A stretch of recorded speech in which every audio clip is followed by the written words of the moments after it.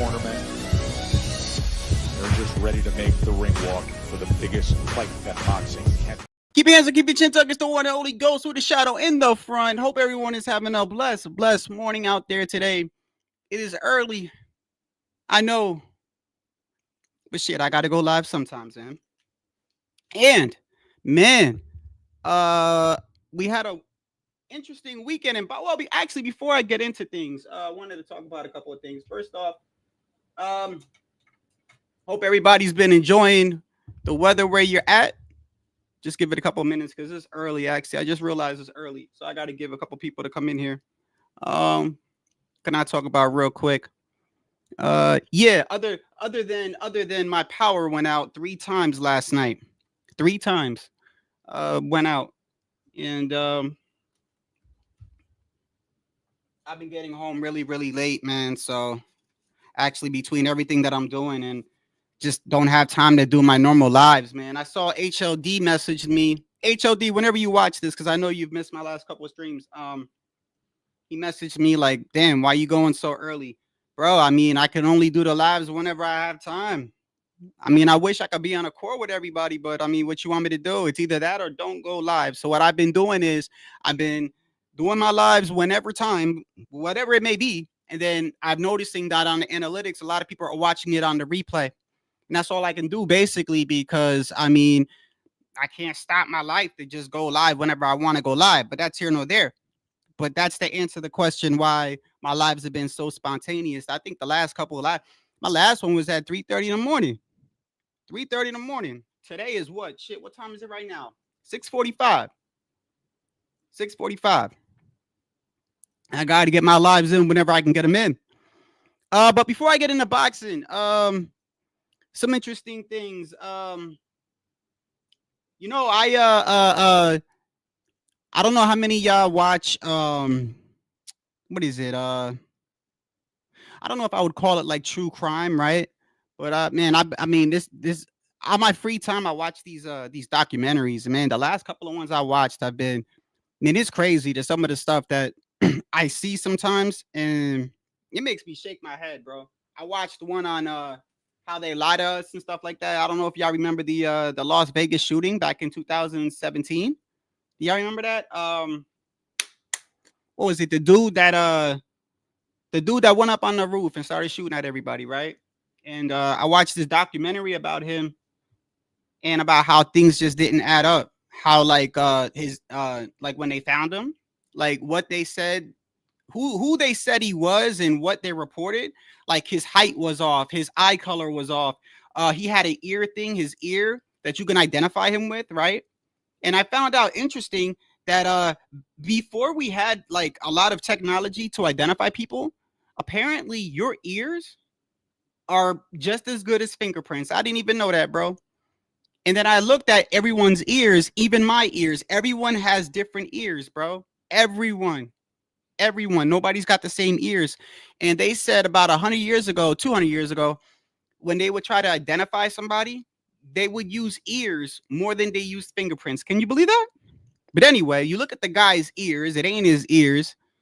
And you watch the videos of the people running around and you realize, like, damn, bro, like they straight up lie to you. But anyway, that's here nor there. I just find them things interesting, man. What a weekend of boxing. Hey, before we get into boxing, man, I'm gonna tell you like this. I never am the one to be like, what is it, pat myself on the back or whatever if I get something right, because I get a lot of things wrong, especially when it comes to boxing, bro. Like last year I was like, oh, I had to have been my predictions last year was horrible. Horrible. When I say horrible, I mean like if I told you who I think was gonna win a fight, I think last year might have been my worst year, man. It might have been my worst year. I think I was like at one point, I literally had gotten every pay-per-view wrong. And I think last year was like I started even questioning myself, like, damn, am I even watching boxing correctly? But a lot of them were upsets. A lot of them were, I mean, look, at the end of the day, everyone can have a bad night at the office. You know, I mean, how many people thought Tank would have that performance against, what's his name? So, but I know last year, bro, I had a bad bad prediction as far as boxing goes. I got a lot of stuff wrong. A lot. This year, I'm off to a great start, bro. I'm off to a great. Matter of fact, I don't think I've gotten anything wrong yet, and I hardly ever brag, bro. I've been wrong so many times, bro, that it feels good when you're right, bro. It feels good. I said, now I didn't say who was gonna lose this weekend. I have to be completely honest. I did say Charlo or Plant. They're making the same mistake that they did with Devin Haney and Ryan Garcia. It's a mistake, bro. This whole like, I get it. Marinating fights are good, right? But I think when you marinate a fight, it should be between two young undefeated fighters. Okay, so you might say, well, duh. What do you think Ryan and Devin were? Okay, yeah, but Ryan and Devin had already fought. They already fought. There's a lot of history there. They both had a year off, right? I thought it was nonsense that you had both of these guys come back and fight different opponents after that much time off, right? I said, bro, y'all, they should just go straight into the rematch, right? And look what happened. Devin had that performance. Ryan lost, right? And I said, I think it was my last live. Like I said, last year I had a horrible year in predictions. This year I'm off to a great start, bro. I think last year it was so bad I was going to stop making predictions last year. I literally had gotten so many wrong. I was questioning myself, like, am I even paying attention to boxing correctly? But a lot, like I said, a lot of them were upsets. But I said in my last live, I said Caleb Plant and Jamal Charlo this weekend, they should not be fighting different people. You already got the storyline there.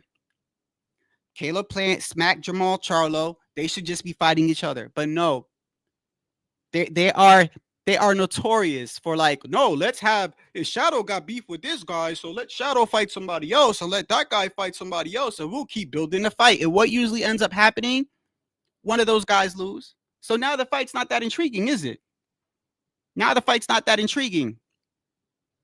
Why don't y'all just had, especially Charlo and Plant, man? Like, you guys didn't have to do that. Now, I didn't even want to see the fight. To be honest with you, no, I ain't gonna say that. I ain't gonna say that. Because of the history and of him smacking him, yeah, I did want to watch the fight. But now, is it that intriguing to you? Is it?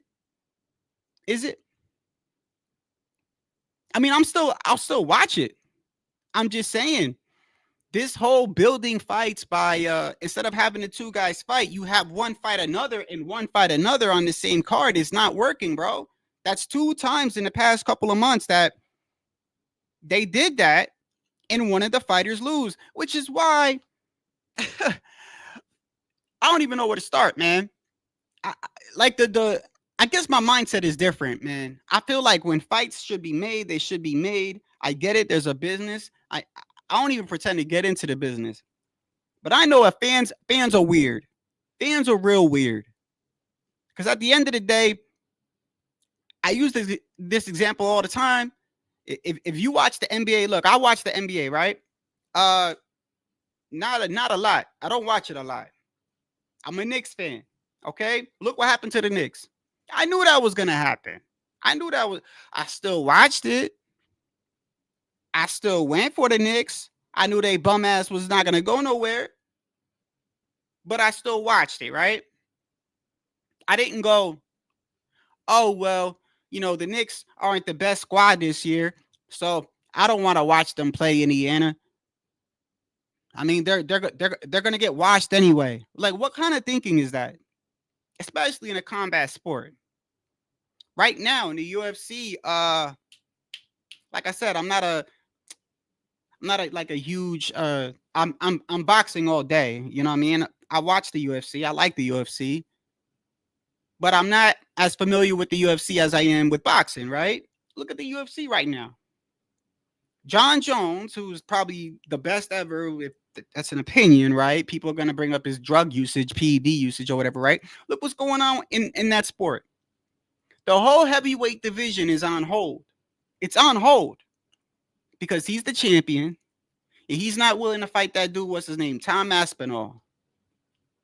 The dude that the young white guy who's beating up everybody. And I mean, that dude's stats is ridiculous, by the way. Like I said, I don't watch the UFC like that.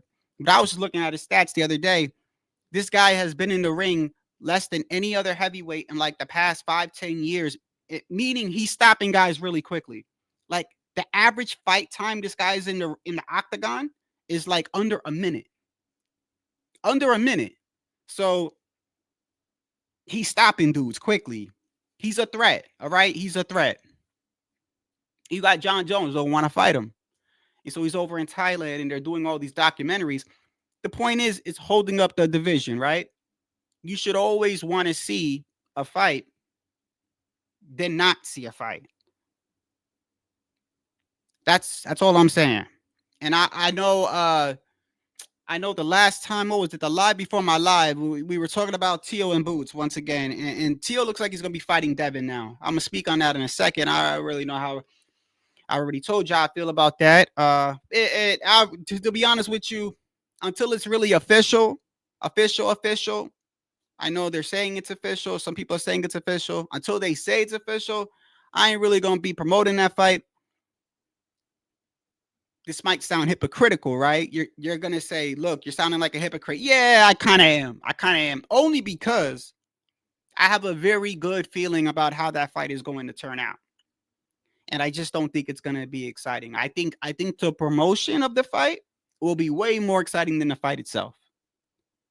I will admit, the promotion of that fight is going to be fire. The promotion of T.O. versus Devin, because you got the fathers and you got the history. This is one of those fights where the promotion is going to be real good, but the fight ain't going to be like that. And you know what was a fight like that? Adrian Broner and what's his name? Blair Cobbs. Great promotion, right? I mean, actually, that's debatable, right? I thought it was a really good press conference. That was the press conference. Let me see if I still got the clips here. That was the press conference where like both fighters were acting very, very weird. But I found it entertaining. And the press conference was just way more exciting than the fight itself, right? That's how I feel. I think I took them off. That's how I feel. Oh, no, yeah, this is when Adrian Broner was talking about murdering people, that he murdered people. Don't play no games, because my got guns with them, bro. And me and my nigga, we done already beat bodies, and they still looking for me. And you had Blair Cobbs acting all gay as hell, acting zesty as hell. We get on the scale today. Get it. Get naked. Get naked for me. Take the socks off, too. You're going to have to at least take me on a date. You can't. Wow. Get it. Get it. Get on that scale. Let's get the scale right now. Get him on. So the promotion was good, but the fight, other than Broner getting knocked down, that was the fight where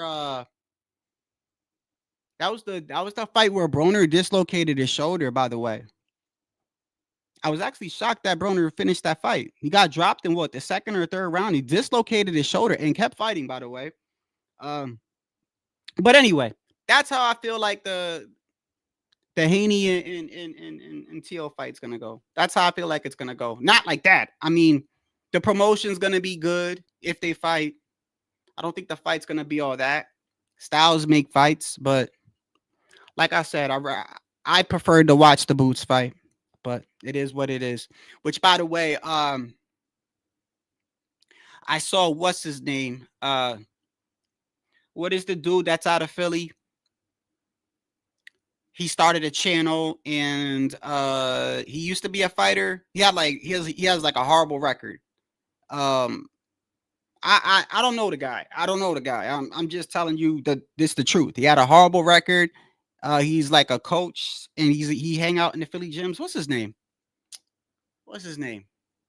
And he knows Jerron and his boots and all them. And I forgot his name. What was it? Oh, Greg Hackett. Greg Hackett, right? I don't know the dude, bro. But I mean, I'm watching him on another channel explaining why Boots didn't take the fight. And I'm like, come on, bro. Come on, man. Come on. Sitting there, he called T.O. trash, and T.O.'s trash. He couldn't cut off the ring with Barboza. And once again, it's like, why are we blaming the guys that are actually doing what they're supposed to do. You know, I take the Canelo fight, for example, right? The Canelo and Skull fight. Skull wasn't there to win, bro. All right. At the end of the day, he wasn't there to win. The man was running. You could say whatever you want. Y'all want to make it an opinion. Some of you guys want to call it boxing. Go ahead. Call it whatever you want to call it. I know what I see. I see a man that didn't want to engage, right? The man doesn't engage. What do I hear? I hear more people, well, not actually not. In that fight, I can honestly tell you they were criticizing Skull. But I still heard people criticizing Canelo. Now I did too, because this is what I'm gonna say. If a fighter is fighting somebody and the other fighter looks like he doesn't want to fight, or he's being extra evasive, meaning the other fighter is chasing him around the ring, right?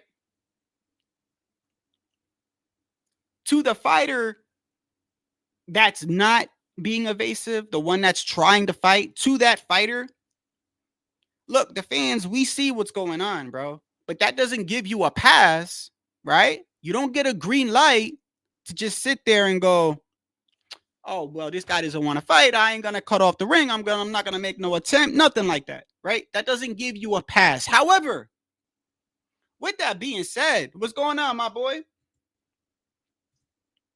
However, with that being said, why are people continuing to criticize those people more than the other fighter? It's just an excuse, in my opinion. It's an excuse. It's what you're doing. It's an excuse. It's because you don't like the fight. Look, I don't care who it is, whether I like you or not. When you watch fighting, bro, you're literally taking time out of your life to watch the fight, right? Especially if you pay for a pay-per-view, right? I'm watching these guys was talking about who was it? There were a whole bunch of, I don't even know the channel's name, but there's so much shit happened this past week, and between everything in my life, man, my memory's been faded and everything. I forgot, man. It was one of them channels, bro. And like I said, that dude Greg Hackett was up on the panel, right? I don't know Greg Hackett. I don't know him. I've never met him. I've never talked to him. I don't know anything about him, right? All I'm telling you is what I saw. And before this dude starts saying, and the last couple of times somebody said something in regards to him, he went off on this tangent, like, oh, who's this guy? Let me find him. Let me do it, bro. First, listen, nobody's gonna do nothing. So let's stop it with all the tough guy gangster shit, bro. This is online. This is boxing, bro. Like, you're not gonna do nothing to me, all right? I'm just saying, what you said made absolutely no sense, and you're making your boy Boots look pussy, bro. All right, that's the truth. At least that's my opinion and how I see. Sat there and said, T.O.'s trash. He don't need to fight him. Okay. I'm trying to understand. Like, I'm gonna tell you this right now. I have a real disconnect with a lot of these guys. I have a disconnect mentally with a lot of these guys because as I'm not a fighter. I'm not a fighter. I never said I was. But I could tell you that I think like a man. I think like a man that has pride, all right? If I was in a combat sport where I get paid, right? I get paid. This is my money. This is my bread and butter. This is what I do for a living. And somebody was calling me out that in my mind, I feel like I can beat them up easily. And so I know, so I know I'll get a bag. I know I could beat them. And I know I could make the fight easy, right? I don't understand why I'm not fighting them. Unless I have something in front of me that is like way more important. But this is where the contradiction comes in with a lot of these guys. The contradiction, the hypocrisy. Because one second they'll say it's about money. The next second they'll say it's about legacy, right? Well, to make things clear, 90% of the fighters today, I believe it's all about the money. There's only a handful that I could look at and go, he really cares about legacy. Legacy meaning belts, meaning accomplishments. Most fighters today care about getting money. And I don't care which one you are, because for me, whatever drives you to do what you do hey, that's good. I don't care what you know what I mean? Like, I don't care if it's the fame, I don't care if it's the money, I don't care if it's legacy. Whatever drives you to do whatever you do, use that, right? You know, when I was in the military, not everybody joined the military to be this whole U.S. patriot. Not everybody did. People join for different reasons, bro. Remember, we don't have a draft, right? We don't have a draft. They're not coming to your house and pulling you out your house and forcing you to fight. No, people are signing, putting their lives on the line, right? But not everybody's doing it because they want to be the United States patriot or whatever, or they love it. Some people are doing it because they had a kid, or they want to go to school but they don't know how to pay for it, or the MOS, which is their mission objective specialty, their job that they're going to learn on the inside. They can get experience from that, and then use the fact that they were in the military to use that to get a job when they get out, if they make it back alive, right? There's different reasons why people do things, right? That is what pushes you to do what you do. So for fighters, it's different for each person. But I'm going to go out on a limb and say that a lot of them do it for money. Right? So, you know, with everything out there, there was no reason for Boots to turn that down. And like I said, this is just, if Tio would have did it, I'd have said the same thing about Tio, bro. I don't care. How I feel about you as a fighter, how I feel about if I like you or not, has no bearing at all on whether I criticize you or not. It don't matter, bro. It really don't. Because at the end of the day, I'm trying to see a fight. So whoever is preventing that fight from happening, that's the person I'm gonna criticize. I don't care if it's the promoter. I don't care if it's the fighter. I don't care if it's the wife of a fighter. It don't matter, bro. Who I feel like is responsible for that fight not happening is the one I'm gonna speak about. And in regards to Teofimo Lopez and Boots was the only one that chose not to fight. His excuse, it's all over the place.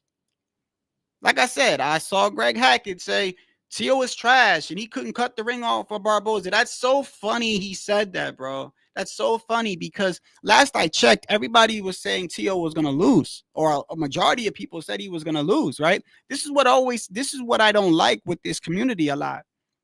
We'll have a whole pay-per-view card, right? And the guy that does the best, even though it's not a great performance, the guy that does the best is the guy that gets criticized the most.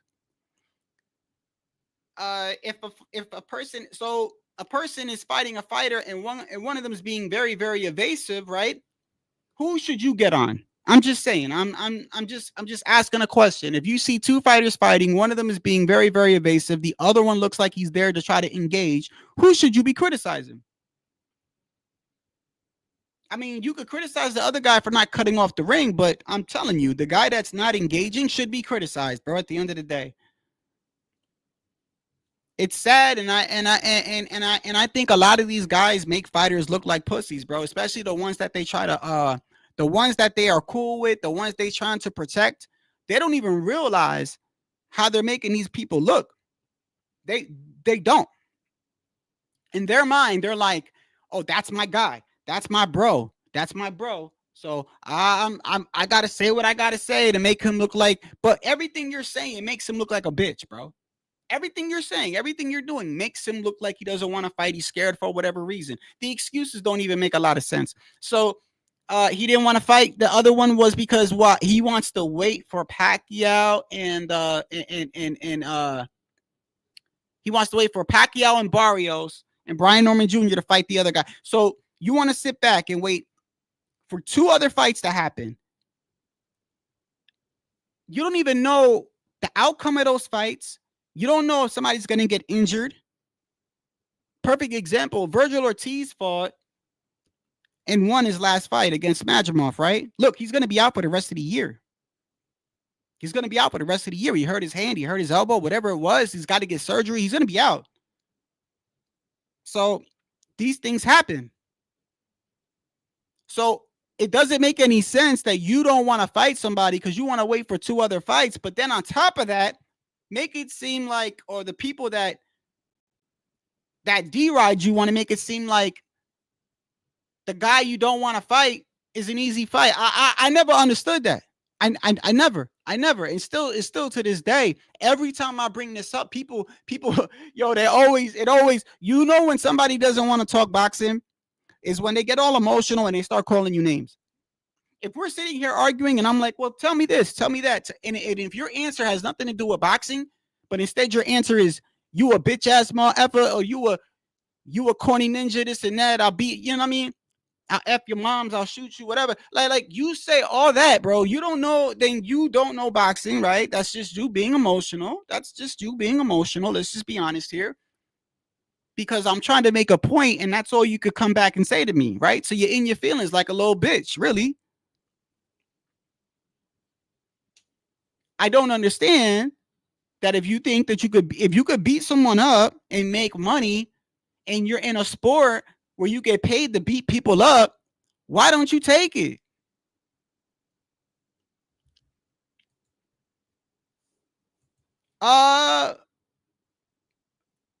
From where? Remember you from where? I don't do like personally? Do I know you personally? I don't know. What's your name? What's going on, Tycho? Oh, you mean like being here on the channel? I'm not sure, but hey, if I don't get mad at me. Like you know, I sometimes first off, you got to understand people change their names a lot and people change their avatars a lot too. So, but regardless whether I remember you or not, I appreciate you being here. Yeah, look, man, I'm not gonna lie to you, Tycho. I'm not really excited about the fight. I'm really not. Yeah, I know what people are gonna say. Oh, you're not excited because Tio's gonna lose. Nah, bro, I already know how the fight's gonna turn out, my guy. If y'all thinking this is gonna be an exciting fight, it's not. It's not. The promotion's gonna be A plus.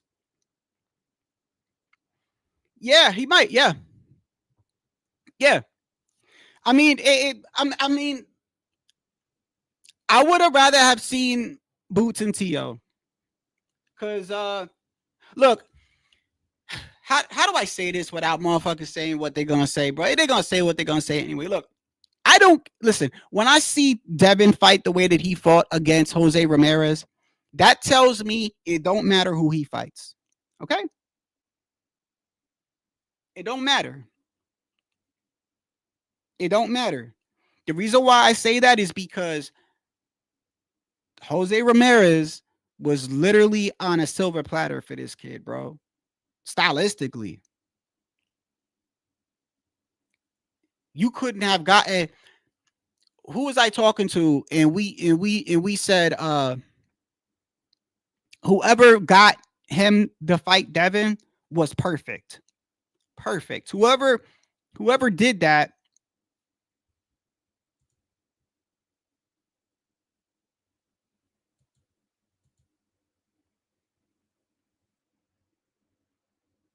Oh yeah, I think this was recent, right? This was recent, wasn't it? Yeah, this was recent. You put that in a comment, right? And I laughed. Yeah, I think I do remember you on another channel. Yeah, you put Haney, Shakur, and Crawford are the cleanest fighters, and you said, and I damn near, I did. Yeah. This was recent, bro. I was eating, I almost choked, bro. I spit my food out. I said he's got to be. That's funny. That's funny, bro. It's even fun, yo. It's even funnier when you realize that like Victor Conti. I saw these other who was I watching? They were like, man, y'all can't say nothing about people in snack. They never fail a test. No shit. No shit. The guy that runs the program did federal time and ruined so many baseball players and other athletes, preventing them from getting into they made that choice too. They'll never get into the Hall of Fame because this guy was able to have them on PEDs, but that's not the major part. Was he had them on PEDs and taught them how to beat the test. Literally is what he was known for. The man was literally known for, when people think of Victor Conti, they think, oh, he's just the guy that supplied the PEDs. No. The man was known for having you on PEDs and having you beat the test. That's what he's known for. And ruined so many athletes. They didn't go to get into the Hall of Fame, nothing. So when I see these guys go, man, y'all talk so much shit about these other fighters, man. Crawford and Devin, and these guys never pop dirty. No shit. You don't say. Why do you think people got a problem with Snack, bro? And the horrible thing is, the crazy thing is it's unfair for me to say that every fighter in Snack is dirty. It is, because I am the first person that hates to accuse people of doing something without no proof, bro. I don't know if y'all ever been accused of something in your life or something that you didn't do. It's happened to me quite a few times in my life. It's horrible. It's horrible when you've not done anything and people are going around pointing a finger at you. It's a horrible thing. I've been there a couple of times, man. But you can't blame people for thinking that these dudes are, I mean, and then they go, oh, well, they never had a dirty test. No shit. It's like if a dude was on the what I got to be careful with what I say. A dude is on the list, the S list, or the for children or women or whatever. Let's, you know what I mean? One of the most horrible people on fucking planet Earth. And these guys get out of prison and they do their time and they come home and they get a job running a daycare center. Right? How would that look? Guy did his prison time, 20 years, did all these horrible things to women and kids, comes out, and now he's running a daycare center or a dating service. And people say to you, oh, well, he did his time. He did his time. Why are you getting on him? Everyone deserves a second chance. Hey, listen, you right. People do deserve. First off, nobody deserves shit. All right? But you did your time. Okay. Do you have to run a daycare center? Can you get a job somewhere else? I mean, can you, is there nothing you know how to do? You have to do that. You have to run a day. You see what I'm saying? And, you know, people, well, that's all he knows how to do. Bro, listen, bro. It's a bunch of crap. Because then you sit there, and these are the same people that'll sit there, and when somebody does pop hot, these are the people that say, man, you could have killed somebody. Well, no shit. Why do you think people don't want this guy in boxing? Because it's even worse if people, because at least when people get caught doing something, at least when they get caught, there's a penalty. Most of the time. And then that's supposed to deter them from not doing it no more. But if the man knows how to beat the test, I mean, come on, bro. I've been through this 1,000 times with that, bro. It is what it is. But that ain't even the reason why. I hear what you're saying, Tycho. What's going on, Puto? I hear what you're saying. I think, look. You know, it's kind of crazy because there was a live last year that I did where I started off the live. I said, and by the way, all my lives, I never take them down. There's only been like 2 or 3 lives I ever took down. And it takes a lot for me to take off a live. Because look, I know I'm not a big channel. So I always keep my lives up. And I don't know if you've ever noticed that from other channels. Have you ever seen somebody with a live and then why do they do that, by the way? Like I'll watch some of these guys and then I'll see a live and then, you know, I'll go do something. I'm actually enjoying the live, you know, and I'll go do something and I'll come back and I'm like, oh shit, I was watching that live, and I'll go back and it goes, the uploader unlisted it or something. You're like, why did you do that? Like, what happened in the live?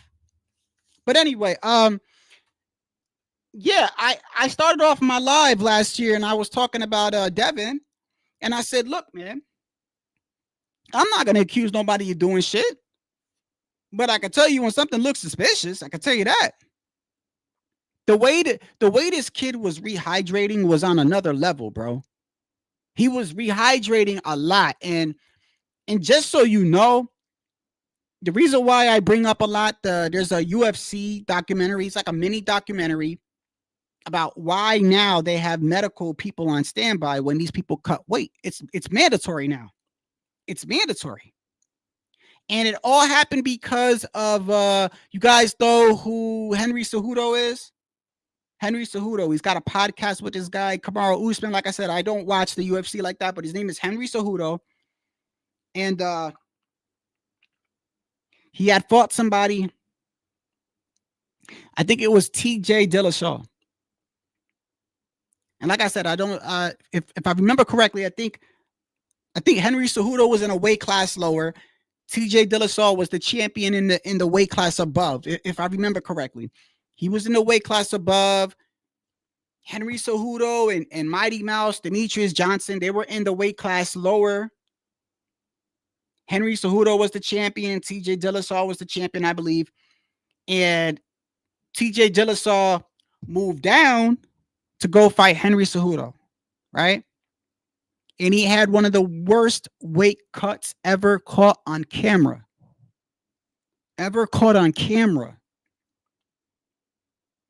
It's disturbing. You can go look it up. It's disturbing, bro. He looked like he was dying. And then after the fight, he got popped. Right? He got popped and was suspended or whatever for like 2 years. Well, anyway, because of that situation and a lot of things that was happening around that time, people were passing out, people were having kidney failure, people were having all the horrible weight cuts, bro. The UFC went ahead and enacted mandatory medical personnel available for them when they cut weight. And I say that because, like I said, last year when I would see Devin, or even the year before that, because let's not forget, Devin was off for a year. But a lot of people, I'm not even going to say me, a lot of people that watch this channel and has watched other channels, a lot of people were pointing out the suspicions that this kid was able to lose a massive amount of weight. And you know what? People would get mad and say, how can you sit there and accuse somebody of not doing something? Until you understand yourself how weight cutting works, until you understand how devastating it is in the body, you'll never know. You will never understand, bro. You look into the science of what weight cutting does to the human body. It is very dangerous. Speaking of the devil, UFC fight just got canceled. The main event for the women this past weekend. Go look it up. A main event of the women's card. She was having seizures. They're saying now that it was due to her weight cut. And she didn't even have that much of a bad weight cut. She missed weight. So when you miss weight, right? When you miss weight, you didn't have to do all the extra. But what they're saying is that's why she couldn't make weight. Because she was having these symptoms and she wasn't feeling well. So she said, fuck it, I'm not going to make weight. She went ahead, she stepped on the scale. Next day, 5 minutes before the fight happened, she has a seizure. Weight cutting is dangerous, man. It is very dangerous. So when we would see Devin Haney lose 30 pounds, 30 something pounds, look like a skeleton, and then the next night show up to the fight gaining 20 something, almost 30 pounds, looking refreshed. That's not normal, y'all. That's not normal. I don't care what you want to say he's in great condition, whatever, bro. That's not normal. For you to lose that much weight, to look like a skeleton, look like you're dying, and then you put on all that weight back and some, and then come into the ring and put on and have energy for days, bro. That's suspect, bro. A suspect. It is what it is. You can get mad all you want, but that's the truth. And people that know about weight cutting will tell you. And let's not forget that the dude in Snack, Victor Conti, was on camera saying Devin Haney's my favorite. Devin's my favorite. So do I have proof? No. But I mean, I don't know. I don't know. If your kid got red eyes, smells like weed, does some shady shit, says, Dad, I'll be right back. Let me go take the garbage out. Takes about an hour, disappears, comes back, eyes is red. Weird people calling him. Weird people coming to the house. Y'all eating dinner. He's like, Dad, I'll be right back. I gotta go talk to my friend real quick. Goes outside. He's doing all this weird activity. Do you have proof he's doing drugs? Do you have proof? No. Do you have the symptoms? Yeah, they're all right there, bro. They're all in front of your face. It's in front of your face. Like, I don't have to catch the motherfucker red-handed to know, okay, you're doing something that is very, very not normal.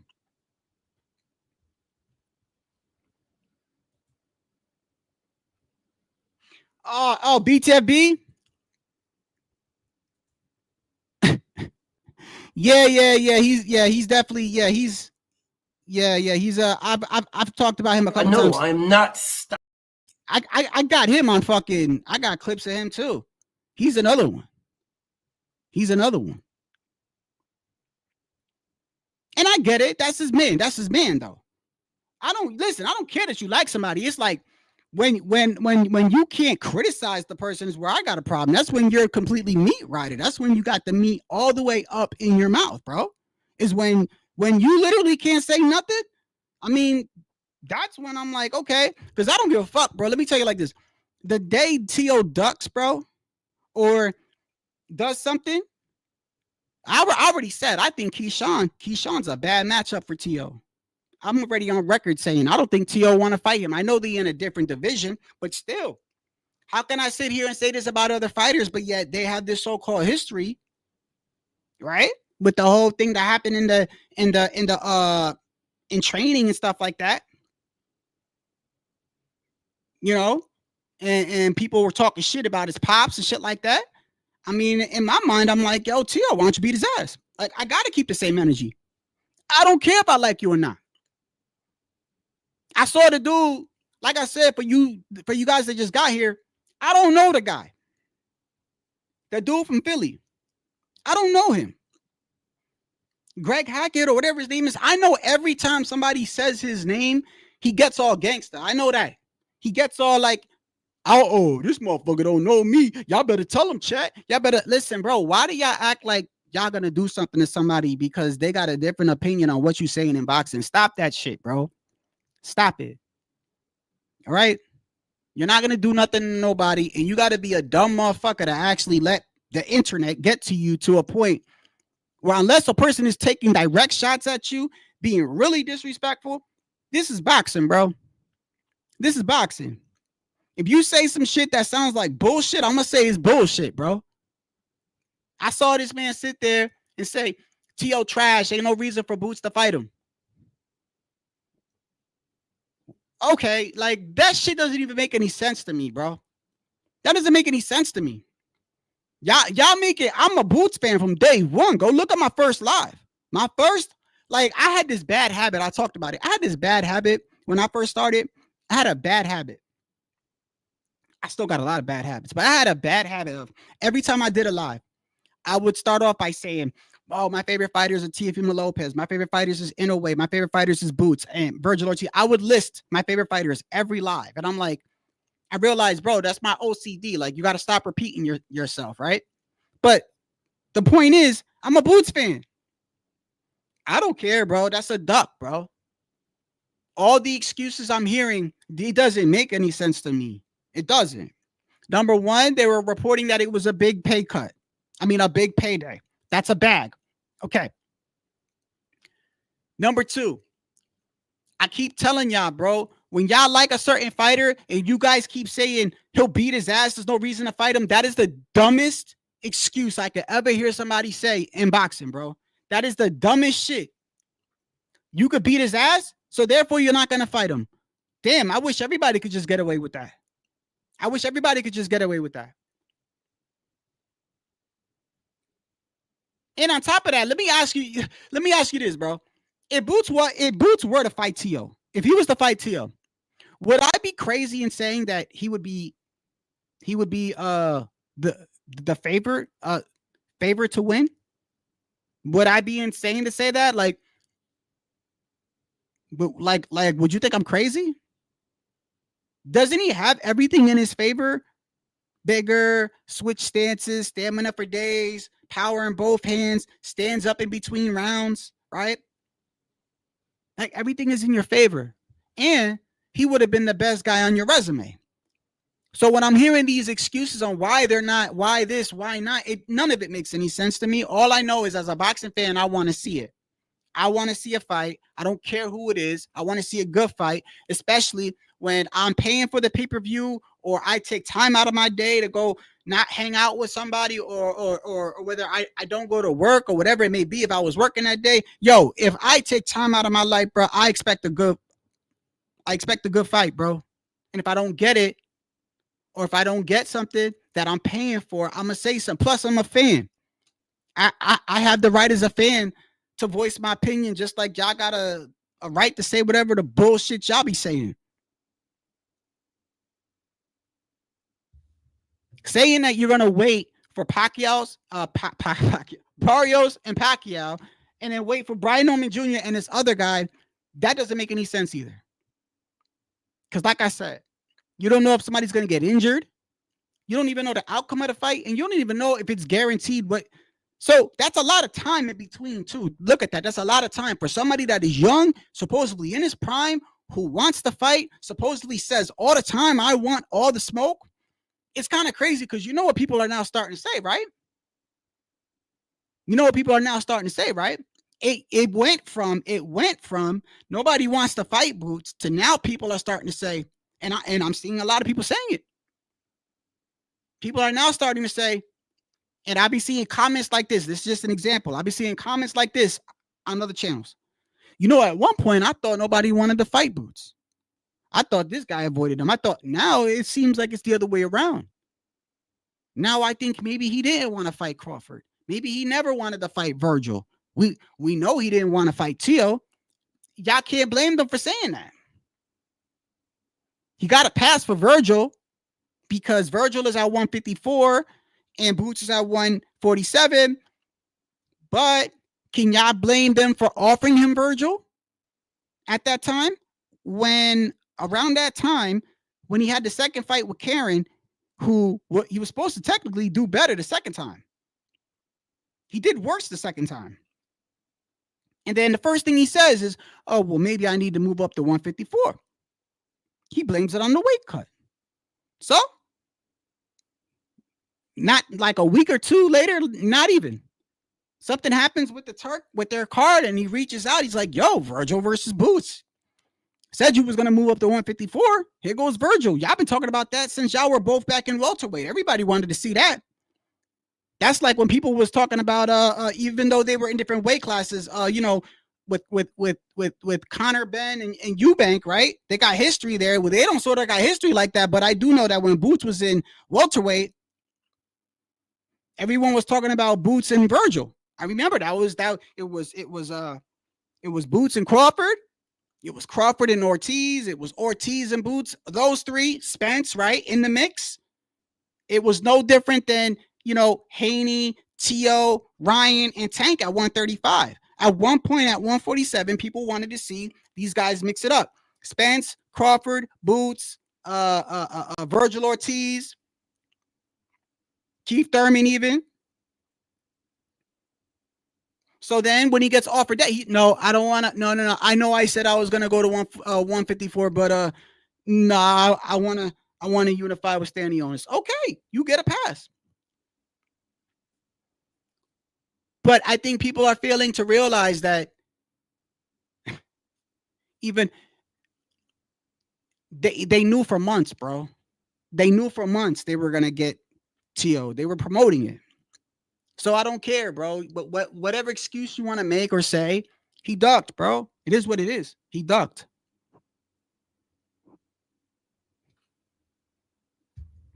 He ducked. I mean, y'all could You wanna change the reason why he ducked? Go ahead. Go ahead. Like I said, I felt like T.O. didn't want to fight Keyshawn. That's just my personal opinion. I do feel like at one point when that whole beef shit was going on, if they would have offered Keyshawn a fight, I think he would have took it. So it ain't got nothing to do with me because I'm trying to like not criticize, bro. Fuck mints. Y'all don't know who the fuck I am. I criticize T.O. more than anybody, bro. I wanted to see T.O. versus Boots, bro. Boots ducked. It is what it is. I've been a Boots fan since day one. It is what it is. He ducked, bro. And you guys want to go over there and say whatever excuse you want. And then on top of that, bro, I don't understand when two fighters fight and one of them is being extra evasive, why people tend to get on the other guy more for I get the criticism. I get it. Cut off the ring, right? I get it. I get that, bro. Believe me, I do. I said that about Canelo. I said, bro, look, I saw Canelo getting frustrated, right? I saw him getting frustrated, trying to hit on the back of the head. He was getting mad, right? And I was like, look, man, when you got a fighter that's being really, really evasive, the fans see it, bro. We see it. We're not stupid. We know who's being evasive and doesn't want to fight. We know. That don't give you a green light or that doesn't give you a pass to go, fuck it. I'm not going to make an attempt to cut off the ring because that's just as bad, in my opinion, because you still got the fans watching this fight. So that's why there's always criticism. You should cut the ring off. But that doesn't mean he should get more criticism than the guy that's not trying to engage. That don't make no sense. Especially when the guy not a lot of times, the guy that's trying to fight is the champion. What did they say? What is the saying when it comes to the champion? You got to take it from him, right? You got to take it to the champion, bro. If there's a close fight, how it's supposed to go, it's like an unwritten rule. I know what like unwritten rules are, right? They're not rules that are actually there. It's like an unwritten rule. Like I was just watching Reggie Miller talk the other day, one of the great point guards or shooting guards, I think in NBA history. He said there's an unwritten rule in the NBA. Like if your team is up by like a certain amount and there's like 10 seconds left, you don't shoot the ball. If your team is up and you got the ball, 10 seconds left, y'all up by like 10, 15, you don't shoot the ball, you just dribble it. It's an unwritten rule. And he said Kobe Bryant got the ball and was like, I'm gonna shoot this shit. And Reggie said to him, oh yeah, I bet you are gonna shoot it. I bet you are because they start talking shit and then they got into a fight, right? It's like it's an unwritten rule that when you got a champion and you got the other guy that's not a champion and it's a close fight, I feel like the unwritten rule is they're going to give it to the champion because he earned the right to have that belt. You got to take it to the champ. That means that if your style is defensive, really defensive, because you know these guys these days, these guys love they want to call that shit the art of boxing. That's what some of these guys call it. It's the art, right? All right, whatever. If your art of boxing is to fucking be on your back foot all fight and act like you don't want to be there, then he should get the most criticism, not the champion, bro. That doesn't give the champion a green light tonight to sit there and go, oh, well, I'm not gonna cut the ring off anymore. But okay, he gets criticized too. But y'all backwards, bro. So with Devin and T.O., if it is gonna happen, I already told you. I can already tell you. I don't think the fight is gonna be exciting. I think the promotion will be great. I think the promotion will be great. I don't think the fight's gonna be great. This man fought Jose Ramirez, who, like I said, whoever orchestrated that is a smart man. Is a smart man. You couldn't pick a better fighter to come back from given Devin's style. You couldn't, bro. You couldn't. Let's not forget. Devin had that thing with Ryan, right? So they didn't want to put him in the ring against what people call a cashier or a Walmart clerk, right? So they didn't want to put him against no, because if they would have did that, they'd have been like, look, he cherry picking the right. So you got to find someone with a name. But you also don't want to put him in there with somebody that's stylistically dangerous for him either. Right? So you got to find that sweet spot of a person that's known and a person that's going to be a good match for Devin so he could come back and shine. And I think you could have not gotten no better than Jose Ramirez, bro. Former champion. Not in his prime no more. Horrible defense. Just got beat by Barboza. Got beat by Josh Taylor. Has to set his feet in order to throw punches. Just everything was, whoever set that up, perfect, bro. That's why I had, leading up to the fight, I said Devin gonna stop him. I literally, I'm on like 3 different lives. People were laughing at me. I know why y'all were laughing at me now, but I really had confidence in the kid. I'm like, oh, bro, this is Devin's fight all day. Like, this guy can't do shit. He's not even gonna be able to hit Devin. I thought it was gonna be another Devin and Prograis. So when I see what he did against Jose, that's all I need to know. That's all I need to know. It don't matter who he fights. T.O., Boots, Hitchens, Shakur, Tank. Don't matter. He's going to fight like that for the rest of his career. If y'all don't believe me, bet me fucking money. I don't even bet on fights. Bet me money, and you better pay me, bro. He's going to do the same thing. It's not going to be exciting. And you know what's going to happen? Either 2 things are going to happen. We're going to see a fight like that again, and they might screw T.O. over and give it to him over in Saudi or whatever, which at this point, I don't even care. Or, regardless of the outcome, I feel like even if T.O. wins, they're going to criticize T.O. for saying he didn't knock him out. He didn't cut off the ring more. Meanwhile, this kid is going to be on the back foot all fucking night. The promotion is going to be way more exciting than the fight. Way more exciting. And if he proves me wrong, he proves me wrong. This is one of those things where I hope he proves me wrong. I hope he proves me wrong. But it ain't. A boring ass fucking fight, bro. Boring ass fucking fight.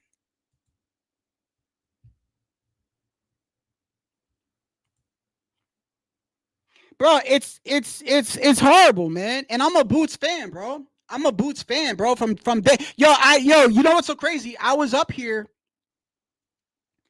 HOD was telling me to my face. HOD was telling me, like, yo, he don't want to fight him. And I'm like, nah, stop it, bro. Boots, I gotta duck him. I'm literally 2 lives in a row. 2 lives in a row. I'm up here like, nah, man, fuck that. Boots ain't afraid of I'm not saying he's afraid of T.O., by the way. I don't know what the reason is, but I'm up here arguing with him because I can't fathom in my mind why he wouldn't want to fight T.O. I can't fathom it. I can't. I can't even find good reasons, bro. I can't. If they were to announce T.O. versus Boots, bro, I'm telling you right now, 95% of this boxing community is going to be like, Boots is going to wash him. And I don't blame them for having that mentality. He's bigger. Could switch stances, got mad stamina, got power in both hands. Like I said, when you stand in between rounds and you don't sit down on your stool, that's all mental.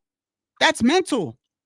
You're at the end of the round, you're tired as hell. You sit down, you go to get breath, and that's why they sit your fighter across from you so you can see, y'all can look at each other, right?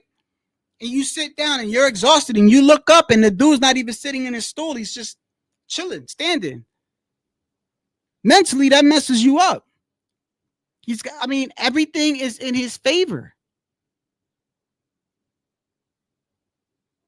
So at that point, I'm like, why? And then you start looking at the history. Like, that ain't the first time. That's the second time they had T.O. on the table. And this isn't, and let me make something clear, by the way, bro. I don't understand, but I think people know. But for the slow people, because some of you guys are slow, there's a difference between getting in front of a camera and going on Instagram and going, I want to fight you, versus y'all sending an offer. Anyone Anyone and their mama could go on Instagram and say, I want to fight you, bro. Anybody could say that shit. Anybody, bro. That shit don't mean nothing. I've seen fighters do it all the time. I've seen fighters every day. I see somebody say, oh, I'll fight him. That's not a call out, bro. That's not a call out. When they get in contact with your team and they're attempting to get in contact with you, they're attempting to sit down, they're attempting to do negotiations, or you pull out of negotiations, or you flat out just say, no, I don't even want to see the offer. That is a duck, bro. That is a duck. Not, oh, he didn't say nothing because he's on Instagram at somebody so-and-so's gym saying, I'll beat T.O.'s ass. Okay. Did he send T.O. an offer? Yes or no? That's what somebody said to me the other day. Somebody said to me, do you know how many times T.O. called? Do you know how many times Devin called out T.O.? Okay, yeah. And how many offers did he send T.O.? How many? Oh, you're counting. Oh, you're counting them little Instagram 30-second videos. Those don't count, buddy. Those don't count.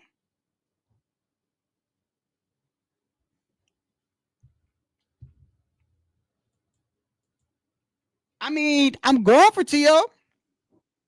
I think Haney's gonna do that. Look, put it like this: nostalgic. People think I don't like Devin, and I'm gonna tell you like this. Obviously, there's a rivalry, but I swear to you, bro, I'm very transparent, and y'all that know me should know I'm very transparent. I literally, leading up to that fight, literally, go look, bro. I don't take my lives down. I sat up here and said Devin was going to knock Ramirez out. So you cannot sit up here and go, you were literally just hating. I was picking him to destroy Ramirez, bro, to literally dismantle this man. So when I see him fight like that, bro, it makes me think he's going to do that with everybody, bro. He's going to do it with everybody.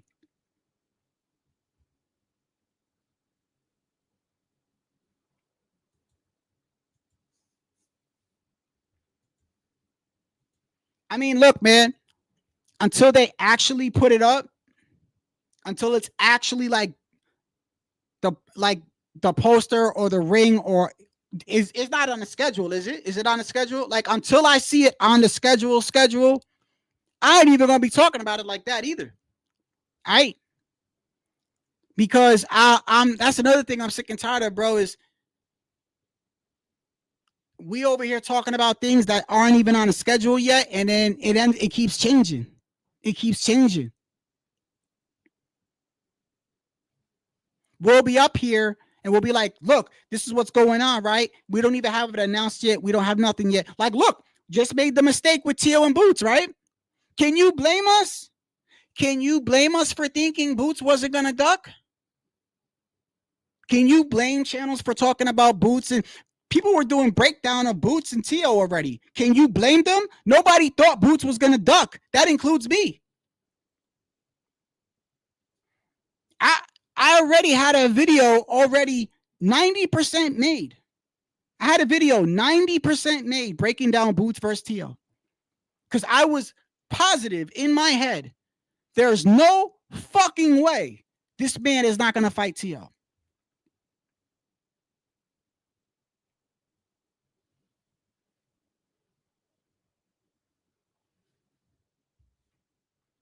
So they had the poster already? Yeah, I saw August 16th. I saw it. Is it on the schedule?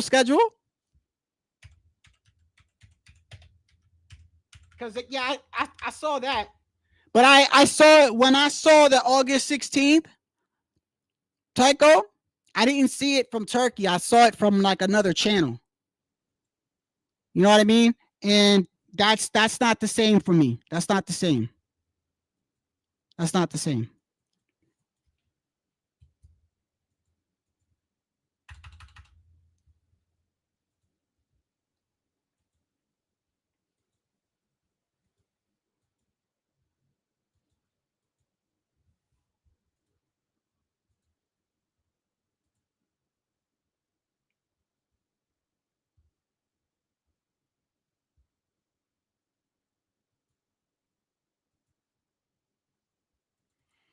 August 16th is the same date as Javante and Lamont Roach. And it doesn't go any further from here. So it's going to be the same day as Javante Davis and Lamont Roach, because I could have swore I thought that they were going to try to put it on an undercard of Canelo. So I guess they want to make it their own card or something like that. I don't know. Like I said, bro, until I see it on the schedule, until I see them doing promotion about it, you know, I mean, it looks like it's a done deal, but not for nothing, Tycho. Like, there was 3 other fights this year that looked like they were done. They looked like they were done deals, and it turned out not happening.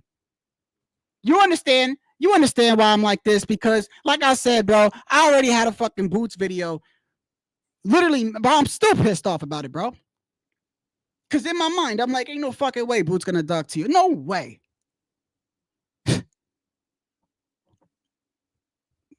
And then you got Caleb Plant losing to what? Yo, the dude looked like Mario Lopez. Did he not? Did he not look like he looked just like fucking AC Slater. I didn't think Caleb was gonna lose to him either, bro. But I did say that I feel like one of them was gonna lose. Charlo or Plant. I said one of them was gonna lose, bro. They should just go into the fight, bro. All this building the fight, marinating the fight. A lot of times it doesn't work out. We already got the storyline with them, bro.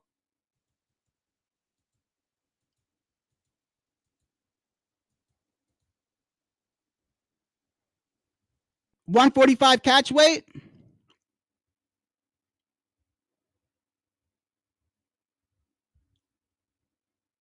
Yeah, if y'all didn't see the Caleb Plant highlights, it's right here. What did you say? You heard me. Get out of my face. And what if I don't, punk? Then I'll just have to make you, punk. Stop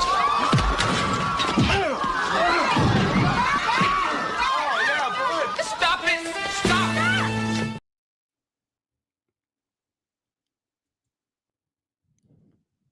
You hate who? Tycho, you hate who?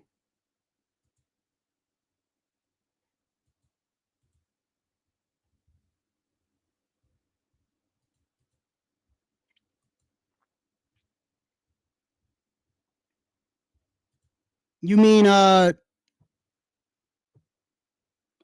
catch weights? Do you remember what I said that here goes another thing, bro. I mean, yo, it's coming true though. It's coming true. I mean, it's the truth. I'm not lying. I said that Devin Haney's rest of his career, all his fights will be at a catch weight. You remember? After that fight with Jose Ramirez, I said all his fights will be at a catch weight. Why? Very simple. Very simple. Because if he locks himself to a certain division, it's sort of the same reason. Now I'm starting to see why I feel like they have this whole promoter label, because I never understood the promoter label. I've never seen a fight card with all what they call a DHP, whatever. He's got a couple fighters under him, right? I've never seen a full Devin Haney promotions fight card ever. They always need another, and then when fights aren't made, they're always blaming it on a promoter. He's got to be on board. You're your own promoter.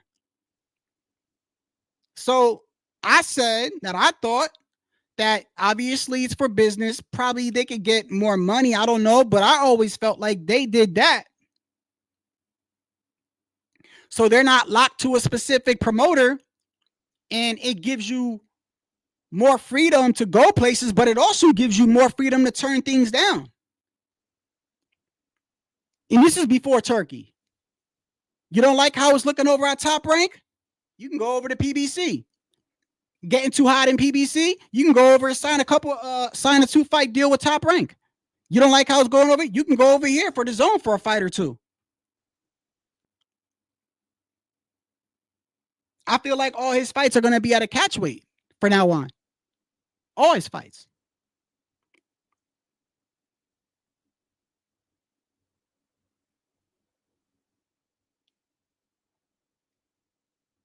One 145. When I think about it, it's not that bad for T.O. My whole thing is this: if you were gonna fight at 147, just fight at 147. Why are you trying to? Why are you doing the catchweight for? Why? You were gonna fight at 147 anyway.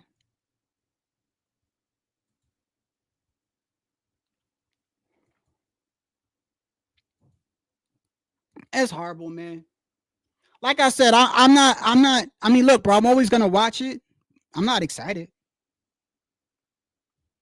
I'm not excited for. Bro, it is what it is. I'm not excited for any Devin Haney fight at all. At all. You're gonna have to prove to me, bro. Because that, like I said, bro, that if I could go back in time and take my 90 minutes back, I would. I would.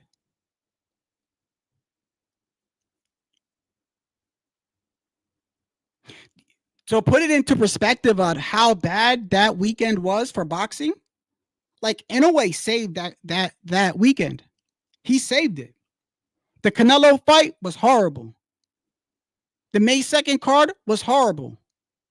The few people that try to get on T.O., his punch stats was better than Devin's and Canelo's together. And T.O. didn't even have a good performance, bro. It was horrible. It's a horrible performance. I mean, it was good. You won every round, but it wasn't exciting. The whole card was horrible. I'm not excited for it, bro. It is what it is.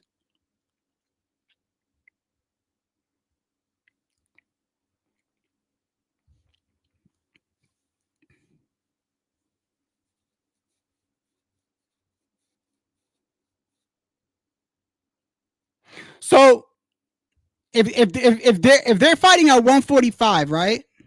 If they're fighting at 145,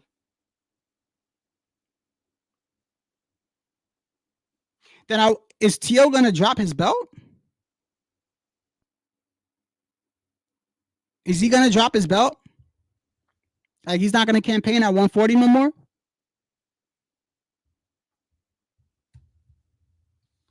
Let me see something.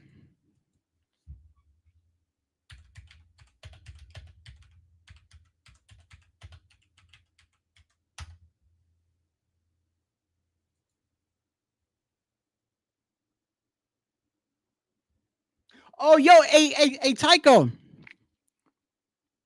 I want to ask you a question, bro. Do you remember in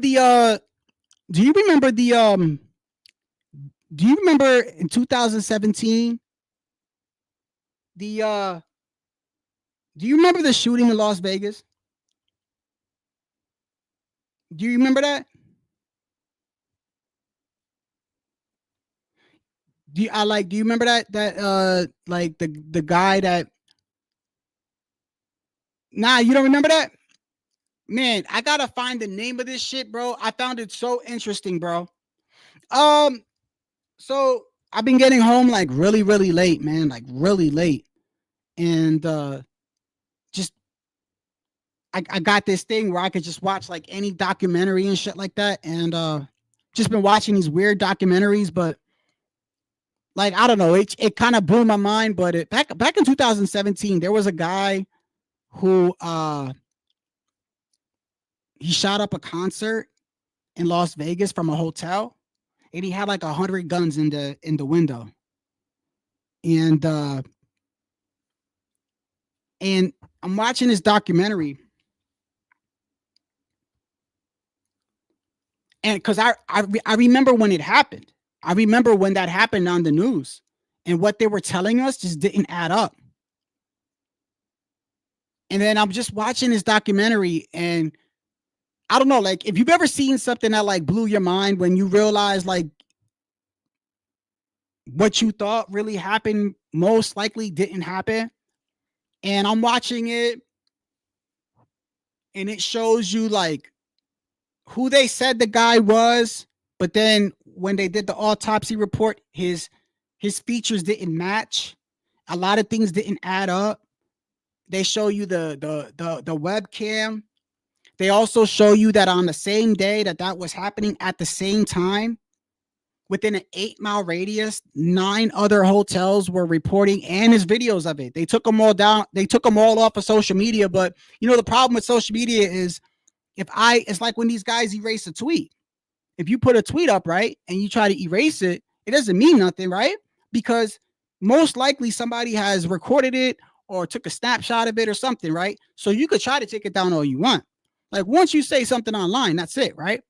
So what they told us, the country, was this guy was a disgruntled gambler.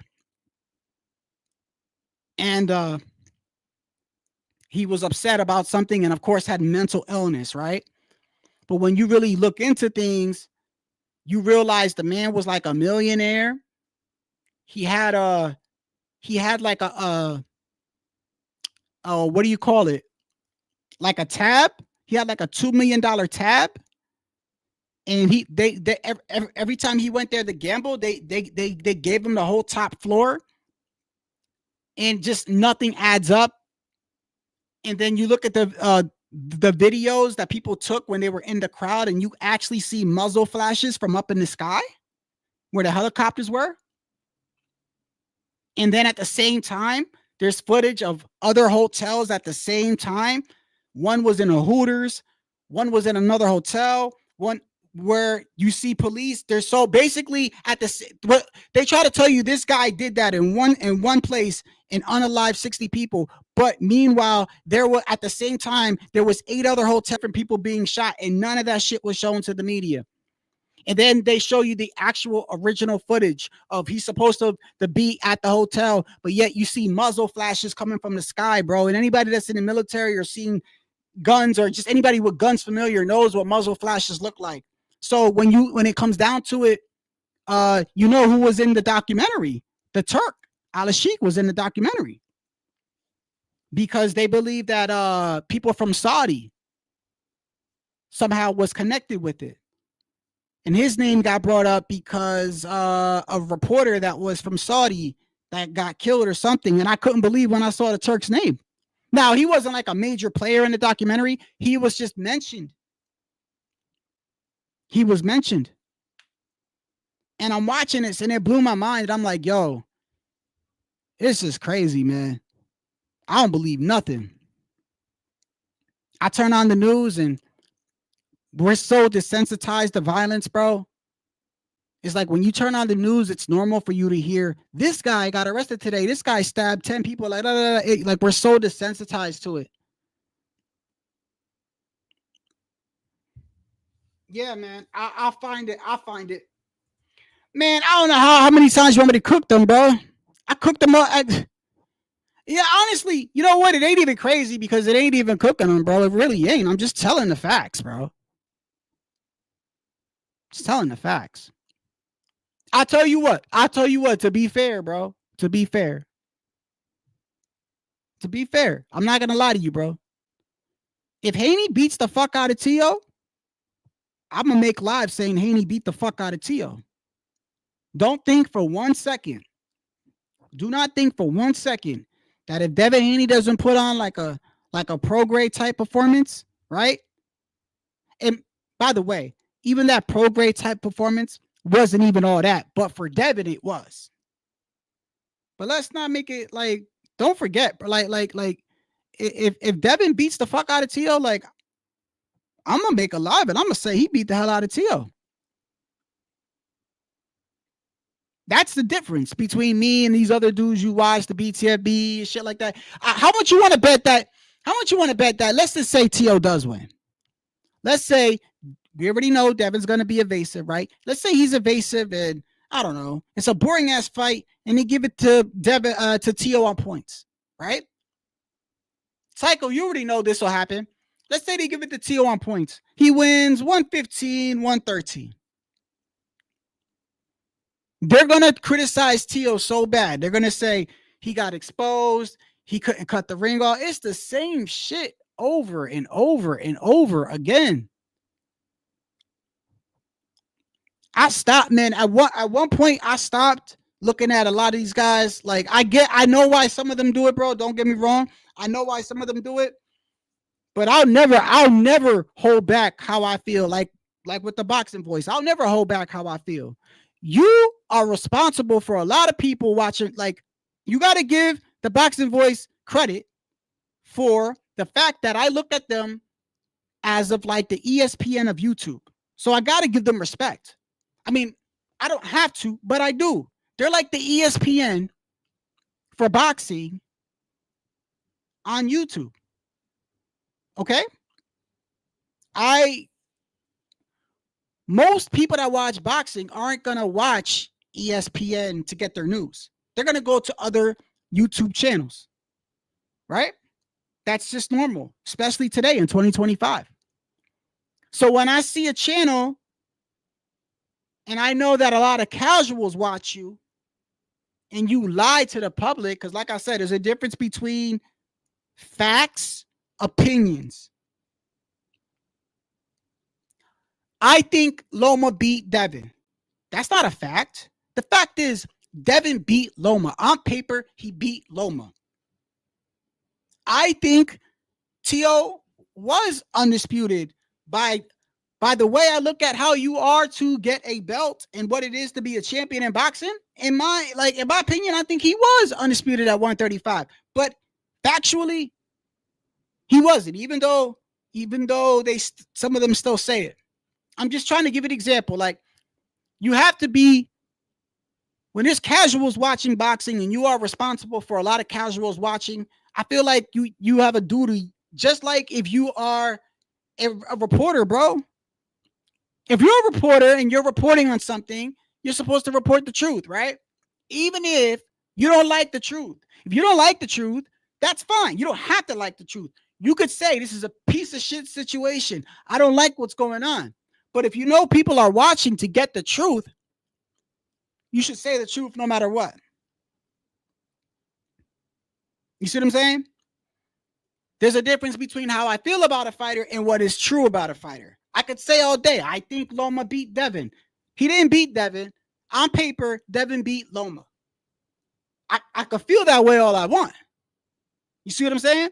That's the issue I have with like bigger channels and other channels, and why I got no problem saying either my opinion or if I feel like they're not factually saying something. Because number one, it's boxing, bro. The way you feeling ain't going to be the way that I feel. But number two, I'm not pussy, bro. None of these dudes are going to do anything to you. They're not. I've seen people's families get threatened. I've seen people say they were going to shoot people. All these guys are still alive. Nobody's going to do nothing. And besides, it's boxing. Why would you take it that far? You think this fighter's pussy? Fine. You think this fighter's not good? Fine. You like this fighter? Fine. But when you start lying and you got casuals watching, that's where I have an issue, because there's been people that watch what goes on certain channels and they think that's what it is. Like, this is a little tricky right here. This is a little tricky, but this is another issue that I have. Like, when you see a fighter being evasive the whole fight and you have people saying that is the sweet science. Okay, that could be your opinion. That really could be your opinion. You might think that is art. But then I say to you, wouldn't that be disrespecting the true defensive fighters in the past that are like Hall of Famers? Because I believe wholeheartedly that when you tell somebody today, this fighter is a defensive fighter, the first thing that comes to people's mind are fighters like Shakur, Devin Haney. And there's nothing wrong with that. But that shouldn't be how you view a defensive fighter. It shouldn't. Plenty of defensive fighters are aggressive and can knock you out. And then you have people that can't score. They can't score fights. We had to do a couple lives here, and including myself, I got some shit wrong. We had to literally go over the regulations of how you score a round.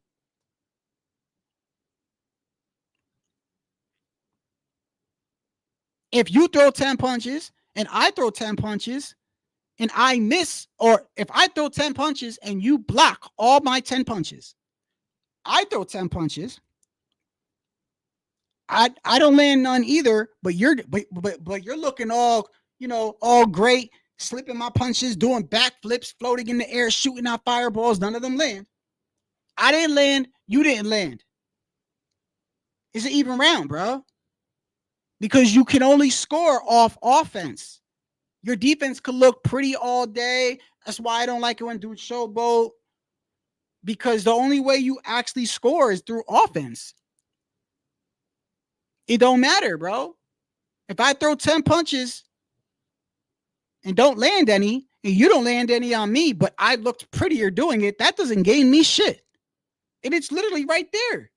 When you look at how to score around, a fight is scored round by round. It's not scored every 3 rounds. It's not scored on an annual basis. It's scored on a round by round basis. And then the article that was written by what's his name is a great article. Hall of Fame referee. And he goes into, well, let's say he even uses that as what was his name? He was a referee from PBC, Hall of Fame referee. He even goes into, what do you do if both fighters landed the same, or both fighters didn't do? Then you go down the list.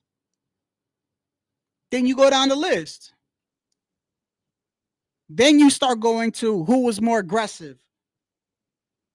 And you know what's so crazy? When you go into scoring a fight, when you go into what they use to score a round, it always ends up going back to who was more aggressive. It always goes back to that, bro. It always goes back to that. Nobody's ever won a round off defense. That's all I'm saying, bro. That's all I'm saying. In fact, no other sport defense well, actually, no, that's not true. In football, defense, you could win because you could intercept the ball and run for a touchdown. Yes, defense wins games in football. Defense doesn't win you a round in boxing unless you use your defense to land a shot, to counter your opponent. You can look pretty all day, my boy. You don't land shit, you don't get shit.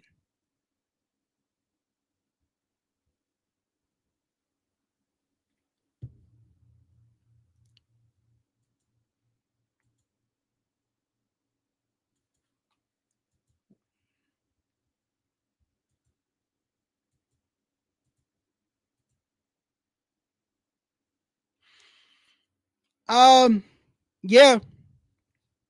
Look, man, I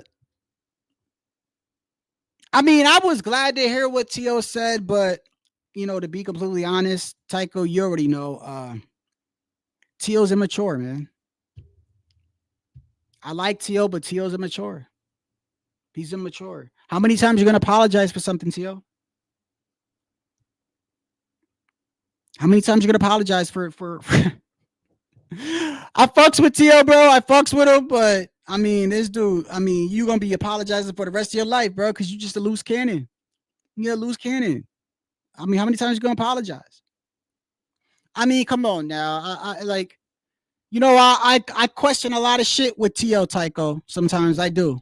Like, come on now. Like, in what world did you think sending a tweet saying dictator, like calling him a dick or whatever, right? Like, really, like, what did you think was gonna happen when you tweet that? Like, that's the issue I have with T.O. Sometimes that's why I always say T.O. it's in the ring. It's not outside. What he does outside the ring, bro, don't associate me with that, because I don't know what the hell's wrong with the kid.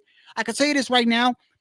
There's no way on earth you didn't think something bad was gonna happen when you're saying like that, joke, not joke, whatever, about the guy that's funding you or funding your fights or putting money in your pocket. Therefore, if he wouldn't have gotten this Haney fight, if he wouldn't have got it, or if Turkey would have really fired him or whatever, right? Nobody's fault but T.O.'s. And I wouldn't feel sorry for him either. I wouldn't feel sorry for him. Because T.O., look, I say this all the time, bro. Freedom of speech is freedom of speech. But people got freedom of speech really confused with what freedom of speech really is, bro. You could say whatever you want. Nobody's going to ever stop you from saying whatever you want. Freedom of speech does not absolve you from consequences. It says you're allowed to say what you want, bro. Yeah, you could say what you want. You're allowed to believe in anything you believe. You are free to think and say what you want. That you are not free from consequence, bro. You are not. That's where people get freedom of speech all fucked up. They get it all messed up. They want, oh, well, it's freedom of speech. Yes. Yes. You have the right to go up to your boss and tell him to eat shit and die, bro. You can tell him that all day.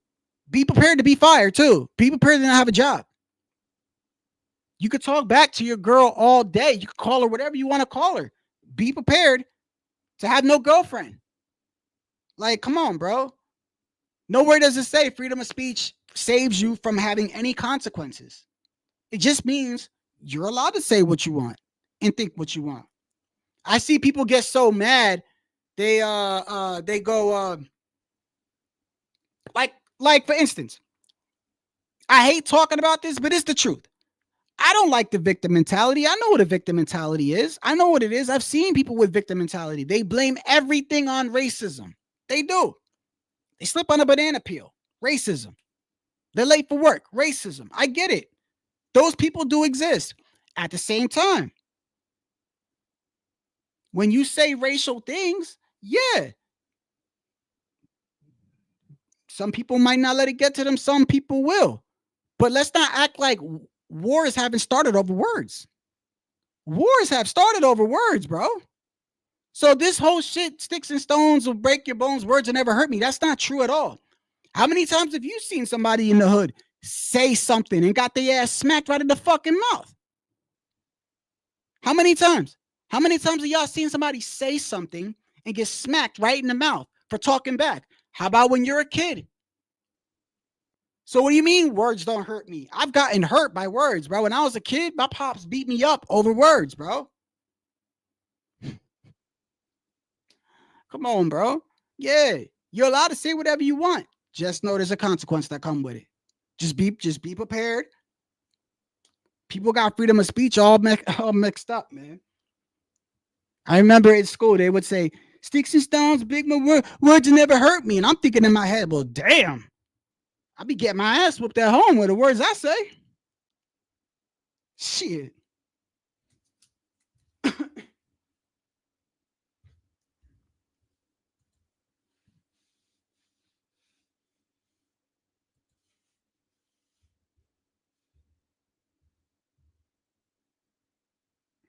I just think it's part of his personality. I think it's part of his personality, Tycho. That's all. I think it's just part of his person. Like another thing too, like with Tio, like when he's about to fight, that week leading up to him fighting, he acts really crazy, bro.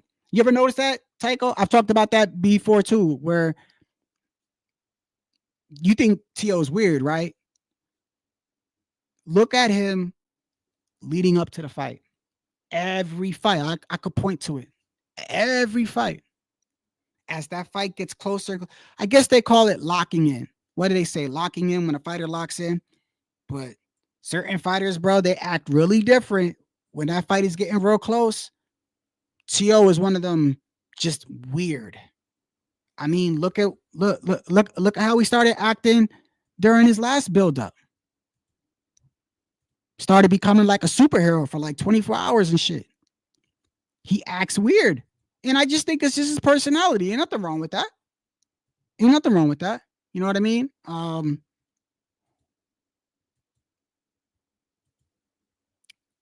You know, my whole thing is I saw, you know, him apologize and everything. And that's good. He apologized, but you know, sometimes with Tio, it's like the boy that cried wolf. You know what I mean? It's like the boy that cried wolf. I hope somebody is near him and it's just keeping it real. Because look, at the end of the day, yes, bro.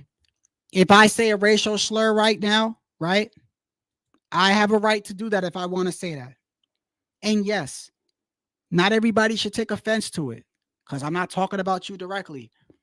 But at the end of the day, I know that there's a possibility somebody's going to take offense to that, right? So then I have to make a judgment at that point. Should I say it? Is it worth saying it or not?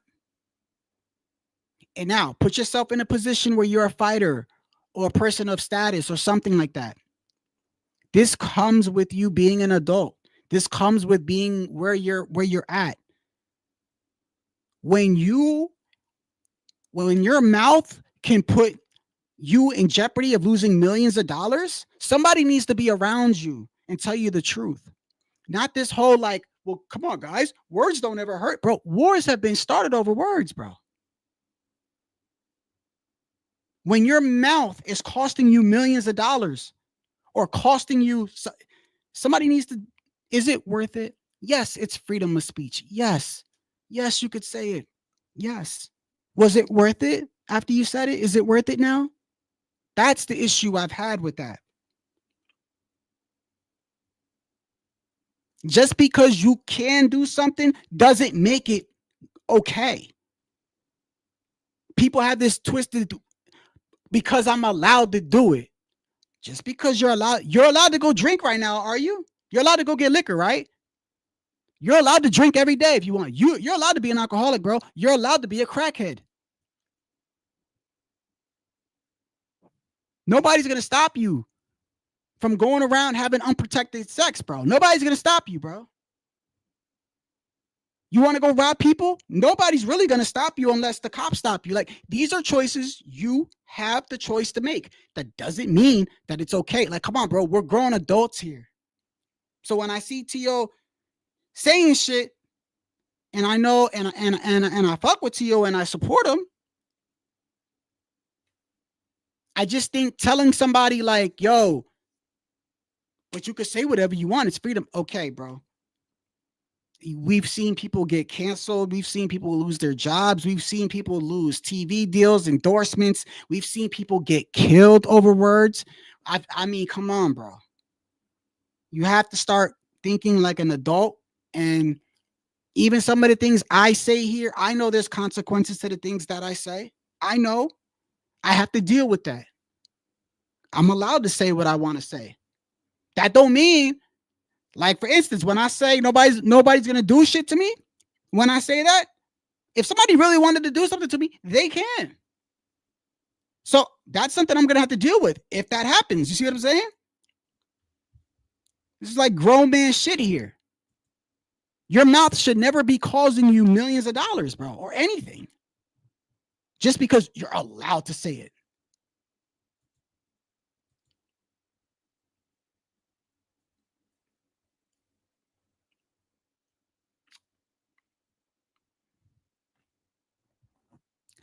I think there's a positive and negative with it. Number one, fighters are getting paid supposedly. I'm not there, but they're getting paid good, right? I mean, let's look at the positives.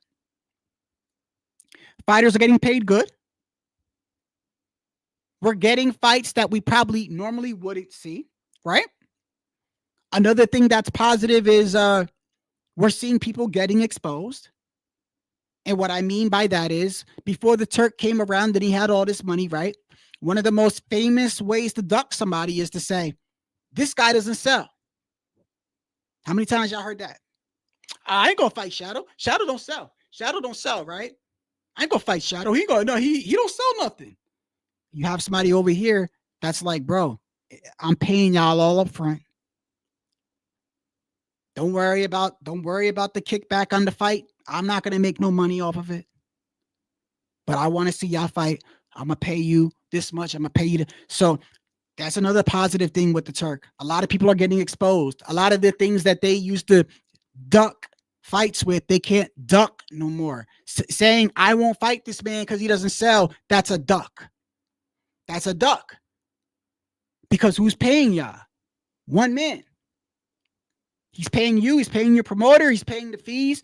Okay, y'all might have to fight over you might have to fight over there in Saudi, right? But that's it. He takes care of everything else. He ain't even making money off these events. He put that one pay-per-view He sold it for like $20-something. You think he made any money off that? No. So yeah, people are being exposed. You can't say he makes the so now people are going back to oh, he's just trash. That's the new duck now. He's trash. It's fucking pathetic, bro. It's fucking pathetic. It used to be he don't sell. That's or they outprice themselves, right? Or they say, I want $50 million to fight you, knowing this guy ain't gonna pay you $50 million. Well, people are getting exposed. Now you got guys over here saying, I ain't gonna fight you, I want this much. And then the Turk comes in and is like, hold on a second. How much are we talking about here? Okay. How about I meet you like 90% of the way? Like, remember, the guy has access to a lot of money. So then you had somebody like Tank, right? So first, Tank's excuse used to be the guy doesn't sell or this and that. Now it went to if I go over there and I don't knock him out, I won't win the fight. It's like these are excuses, bro. So there's a lot of positive that comes with the Turk, but it's not all positive though. It's not all positive. Because like Tycho said,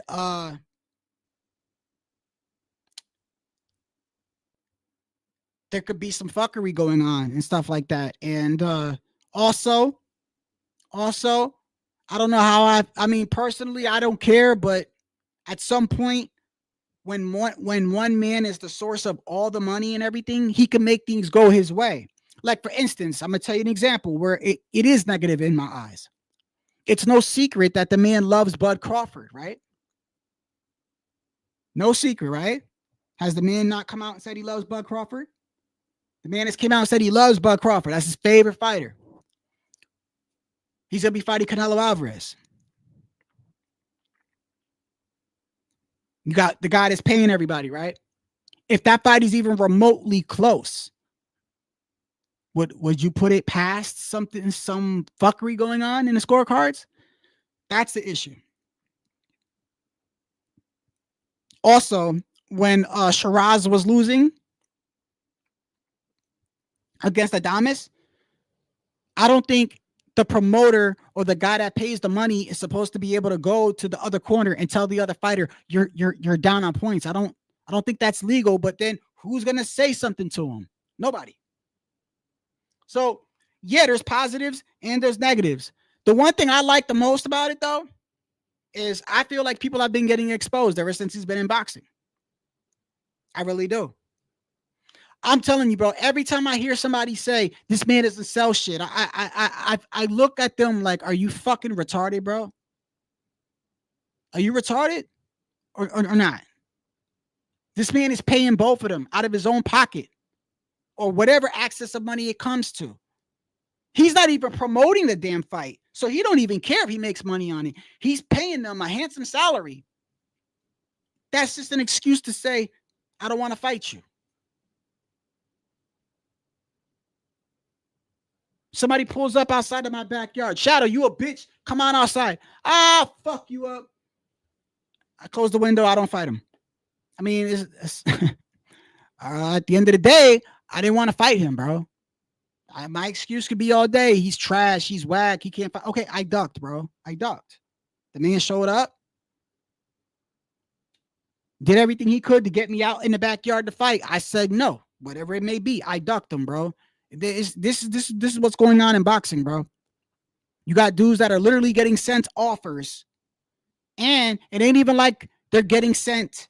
You notice that when we seeing these guys duck, right? You notice none of them are saying, oh, he was gonna offer me a shitty ass check. Notice none of them are saying that, right?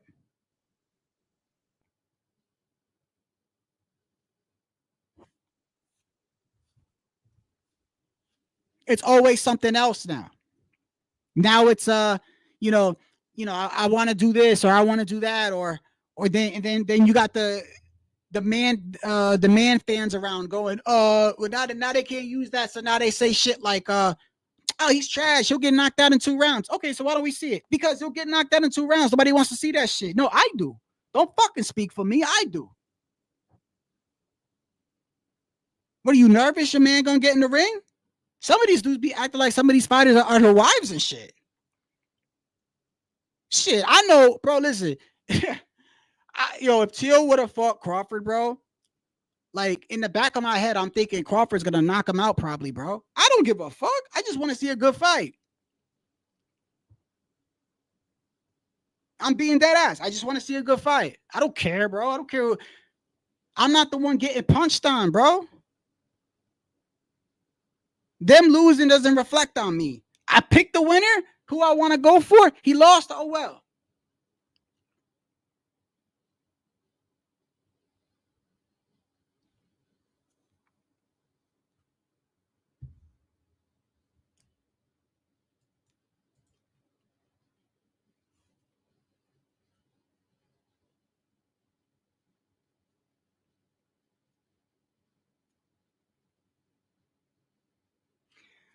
Hey, man, look, before I get out of here, they didn't cancel the, you know what fight I'm really interested in is the Tevin Farmer and Kid Austin. I think Kid Austin might lose that fight, bro. I don't know why.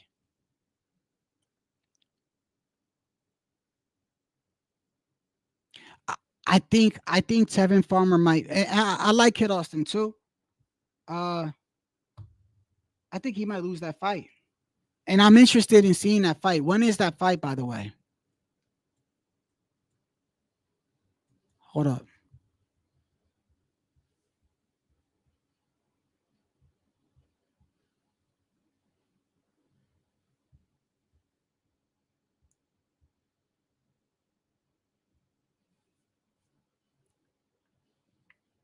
Oh, Keyshawn. Yeah, that's right. Keyshawn Davis is fighting on the 7th.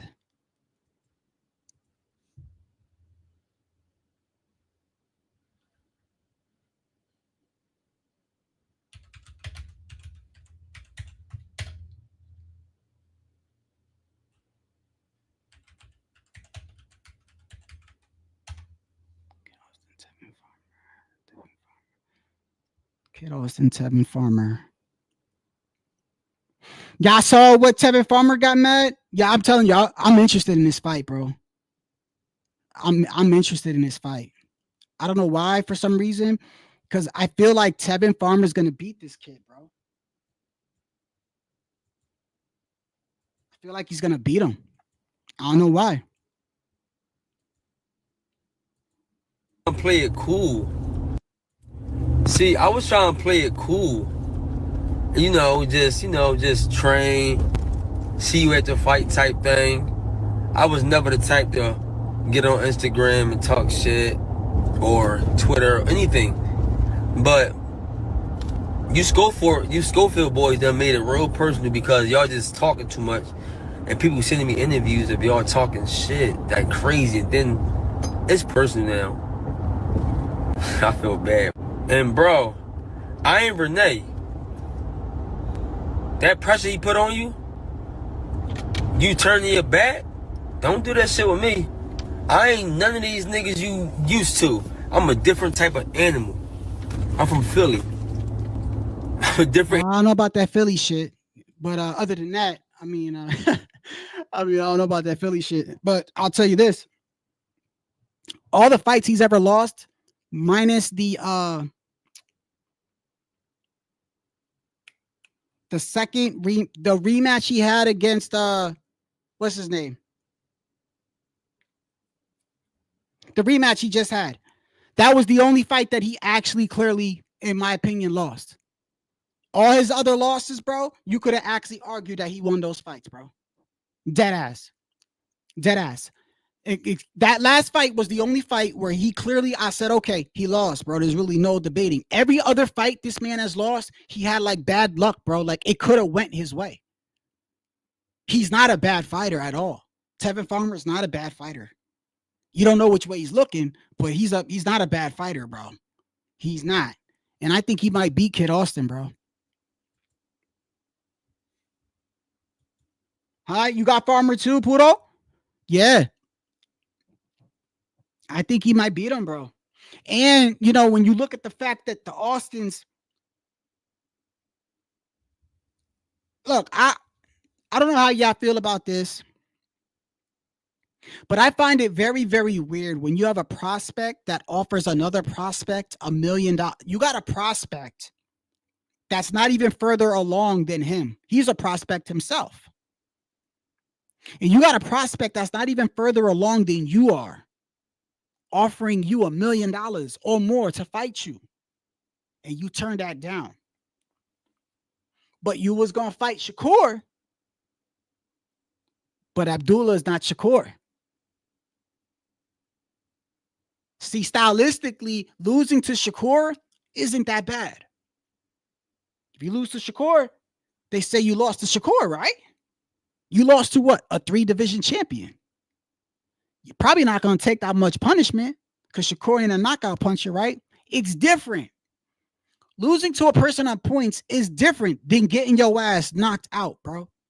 Totally different. Ain't even the same sandwich, bro. You get knocked out, it's hard for you to come back. Is it not? Not only do you have to, if you get outpointed in a fight, that's not that bad.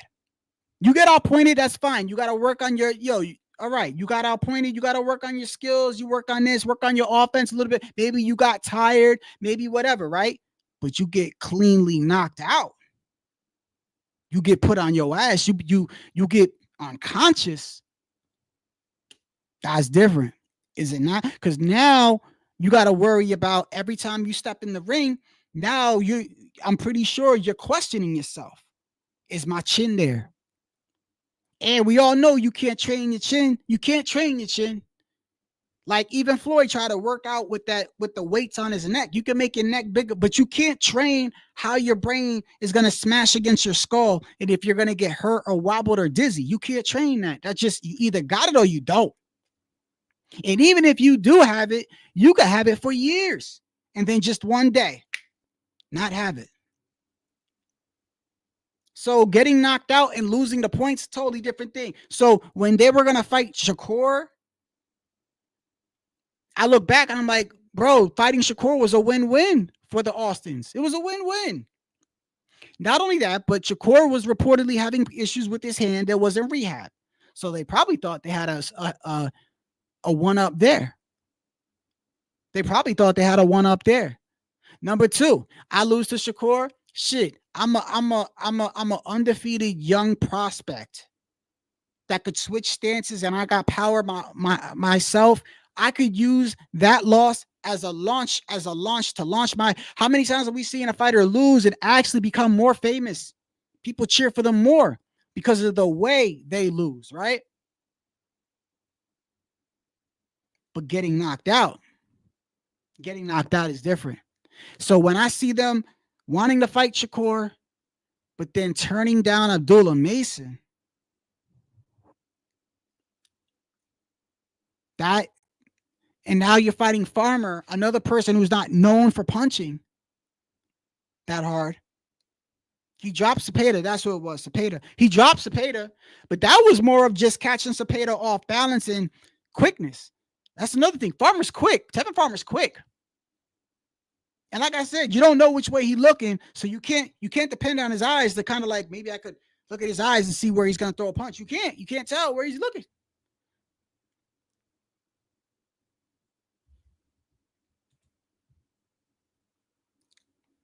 What you mean? What kind of question is that? What kind of question is that, bro? I mean, I'm going for T.O. What I think is gonna happen? What you think? What you think I think is gonna happen, bro? What you think I think is gonna happen? He's gonna do exactly what he did to Jose Ramirez. You know, I hope somebody's bold enough to take my bet too. I hope somebody's bold enough to take my bet and bet me on camera, bet me live that Devin ain't gonna run from T.O. Bet me.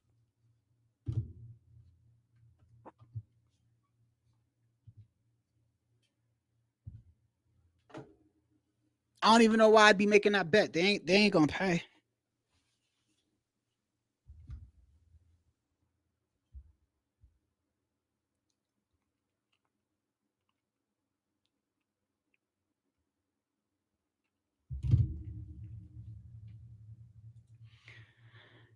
Well, that's not surprising, Pudo. You picked Barboza to beat T.O. too. It's not surprising, but you're not crazy though. You know what? Devin could win though. He could. You know, again, Puto. I never said Devin. Here was the thing. I never said Devin's a bad fighter. I never said he's not talented. I just said he's boring and he fights too safe. And it's not my cup of tea. And I've always liked T.O. So naturally, I'm going to have a rivalry against Tank but have you ever seen me sit here? All these guys that shit on Tank. Have I ever really shitted on Tank? No. I said Tank is exciting. I love watching Tank. I know what I'm going to get when I watch Tank. I know. I don't care who he fights. I know that he's going to try to knock somebody out, bro. He might pull it out. Yeah. I'm just saying it's not exciting to me. And this is what gets me mad, Puto. You know what gets me mad? When I say that I don't like that specific way, right? These dudes jump out the window and make it seem like I don't like defensive fighters. And I'm like, nah, bro, because that's your view of defensive fighters, bro. I know that when you're in a fight, you have to mount some sort of offense to win.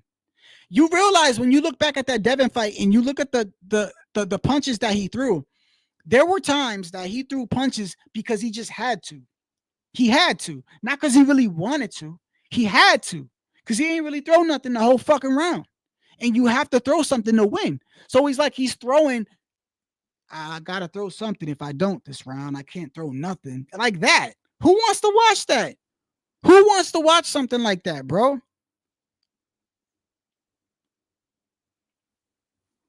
I mean, how many fights? Listen, it ain't me hating on him, bro. I'm asking you.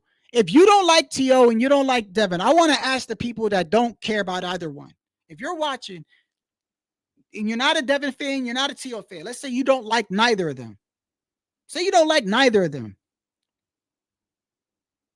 How many Devin fights can you say were exciting that you want to watch on replay?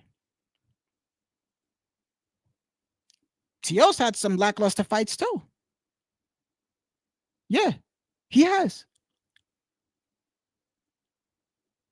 He's had some lackluster fights. I'm not too interested in watching T.O. versus Sandor Martin again or rewatching that fight. But the Josh Taylor fight was exciting. The Kambosos fight was exciting. The earlier fights he had was really exciting. Knocked out Comey in the second round. I think the Loma fight was exciting, especially because of who he was fighting and how he was. Devin's fight against Loma wasn't bad. Wasn't bad. Devin did good against Loma. Jorge Linares, good fight. He did good. Another okay fight was when he fought, what's his name? JoJo. He fought JoJo. That wasn't that bad either. Prograis, the reason why people jump on it and say it was so great is because for Devin, it was so exciting. But let's say if that would have been a David Benavidez fight, y'all would have said that was a boring David Benavidez fight. If that was David Benavidez, am I right or wrong? So, I mean, you can't get mad at me for thinking every time he hops in the ring, I'm going to fall fucking asleep, bro. Don't get mad at me. Yeah, I know, man. It's, you know, hey, it is what it is, man. It is what it is.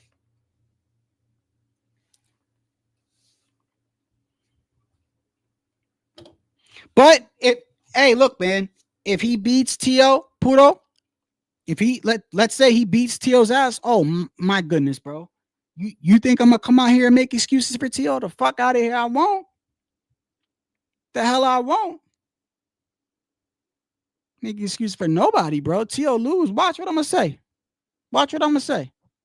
I'm gonna say, T.O., you got your ass exposed, bro. You know, shame over here. I'm starting to think a lot of these guys are gay.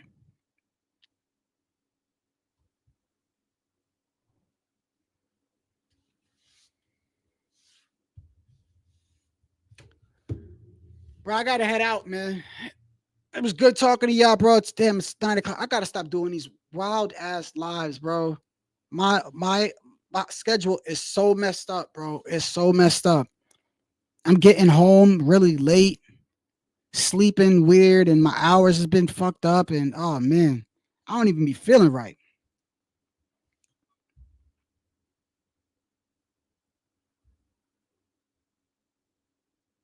I hear you. I appreciate you, Puto. Y'all have a blessed day, man.